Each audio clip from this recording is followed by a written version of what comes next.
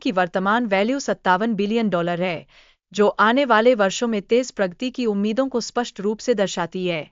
यह आंकड़ा कृत्रिम बुद्धिमत्ता के विकास की दिशा में एक महत्वपूर्ण मील का पत्थर प्रस्तुत करता है।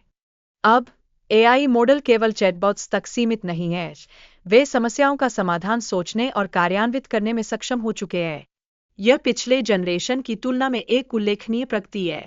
ओपनएआई ने अपने एआई मॉडल्स को 5 स्तरों में वर्गीकृत किया है।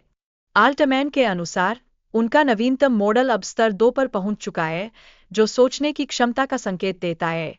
एआई मॉडल 01 ने कुछ विशिष्ट क्षेत्रों में मानवों को पीछे छोड़ने में सफलता प्राप्त की है, जैसे कि एलसैट में इसका प्रदर्शन अत्यधिक प्रभावशाली रहा है। एजेंटिक सिस्टम्स के मुख्यधारा में आने की प्रगति 2025 तक संभावित है, जो एआई की तेजी से बढ़ती क्षमताओं के कारण संभव हो सकता है।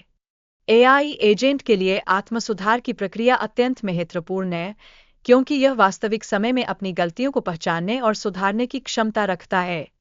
एआई का उपयोग इलेक्ट्रॉनिक युद्ध में भी हो रहा है, जैसे कि यूक्रेन में रूस के हार्डवेयर को बाधित करने के लिए इसके रणनीतिक लाभों का प्रयोग किया जा रहा है।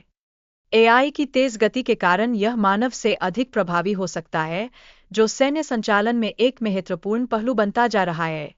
ओपनएआई एजीआई की तैनाती से पहले सुरक्षा मानकों को स्थापित करने के लिए अनवरत प्रयास कर रहा है, क्योंकि एजीआई संभावित रूप से मानव क्षमता को पार कर सकता है। एआई की स्वसुधार की क्षमता एक महत्वपूर्ण चर्चा का विषय है, जो इसके परिणामों को बेहतर ढंग से निर्देशित करने की संभावनाओं को उजागर करती है। एआई के विकास में शोधकर्ताओं, नीति निर्माताओं और जनता के सामूहिक प्रयासों की आवश्यकता है, ताकि हम इन प्रगतियों को जिम्मेदारी से संभाल सकें।